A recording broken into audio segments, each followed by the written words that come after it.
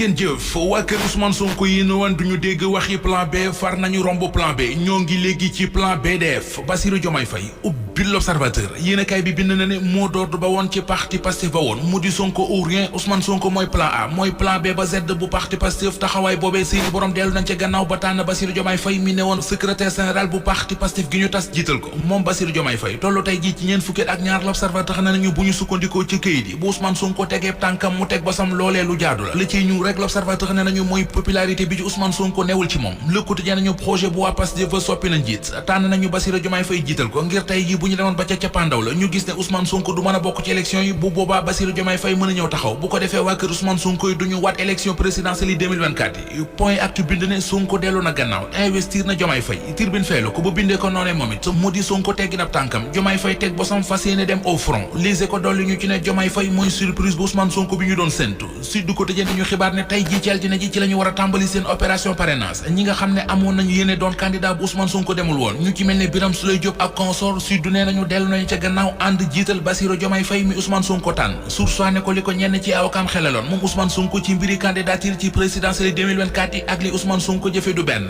meneen mbir mu Source A gis ci mbiri mooy Bassirou Diomaye Faye mi Sonko ak waa këram def seen plan B moom it tàggagut ak justice ndax ma nga ca kaso ba Ousmane Sonko dossier am nekk instruction ci ñu koy tuumal yéenekaay bi ne nañu bokk na ci li def lu mën a xajamal jàmmi réew mi bokk na ci xutti war may magistrat ak tuumay diffamation juróom-ñaari tuuma yi ñu toppee njaatigéem di Sonko ba tëyee ko ca kaso ba am na yoo xam ne ñoom ñaar di Bass ak Sonko ñoo ko bokkule Vox Populi ak journal Life fa xëy bokk bind ne Sonko pare na ne Bassirou Diomaye Faye ñu jaare fa xooli candidat yu dëgg dëkk bi di wut ay parrainage ngir élection présidentielle 2024 yi ñenn ca di waa gëm sa bopp journal Tribune mi ngi ñuy wax ne seen yaram dafa tàng jër jamono ji ab machine de guerre la waa kër Bougane Gueye Dany teg ci njiital Mamadou Gueye l'original coordonnateur parrainage bi doon it responsable de la vie politique bu coalition gëm sa bopp déployé nañu ci réew mi 2700 facilitateurs ak ay wato yu bari ñaar fukki L200 double cabine ngir parrainage yi ci jamono jooju l'Observateur mi ngi ñuy wax ne borom mouvement ànd defar SICAP di docteur Tamsir Soxna jébbal na keroog samedi fukki junniy parrain kii di Abdou Karim Fofana te lu ko jiitu woon keroog ñaar fukki fan ak juróom-ñaar ci weeru octobre moom l'homme d'affaires bi di docteur Tamsir Soxna joxe woon na lu toll ci 25000 parrain ngir candidat bu Benno Bokk Yaakaar bi di Amadou Ba lii quotidien mel ne ku naan ñi waa Benno Bokk Yaakaar waxatuñu dara ci wàllu parrainage te diwaanu Louga li tax lii quotidien nee nañu mooy Mamadou Mamour Diallo borom mouvement Dolli Macky directeur général bu ONAS teg na ci taabal ji ñaar fukki junni parrain ak benn 21000 parrainage parrain yi waa Benno Bokk Yaakaar bu Louga soxla bu doon ñett la Mamadou Mamour Diallo joxe na benn ba boole ci kit ànd ak ñi mu àndal ci mouvement Dolli Macky taxaw temm ngir ndamal Amadou Ba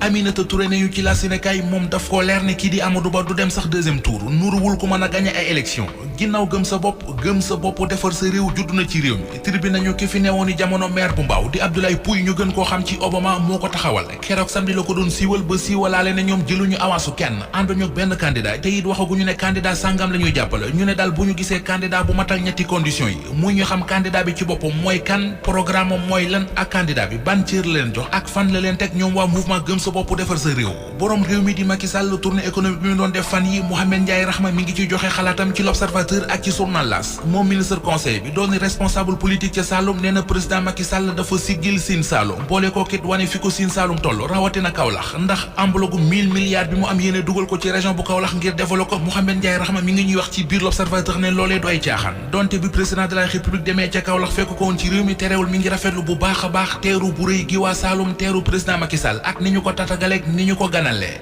gayndey football yi sénégalais ñoo aay ci gan yër leen xët mu njëkk record yéene kay xëy na dikkaat ak ñun ci match bi doxoon ci diggante Sénégal ak Soudan du Sud ci stade Abdoulaye Wade ba ca Diamniadio mu jëmoon ci qualification coupe du monde 2026 yéene kay bi nañu Sénégal dafa dalal Soudan du Sud duma ko ñeenti bal ci dara lise ko jàppe ko ab promenade de santé sunu lamb moom li mu xëyee mooy combat bi woon démb ci arène nationale ci diggante Lac de Guiers 2 ak Siteu yéene kay bi nañu Lac de Guiers 2 moo mujjee ndam li ginnaaw ba ñu bëree ba temps bi jeex avertissement yu Siteu am ci biir combat bi yéene kay bi nee nañu moo xañ Siteu combat bi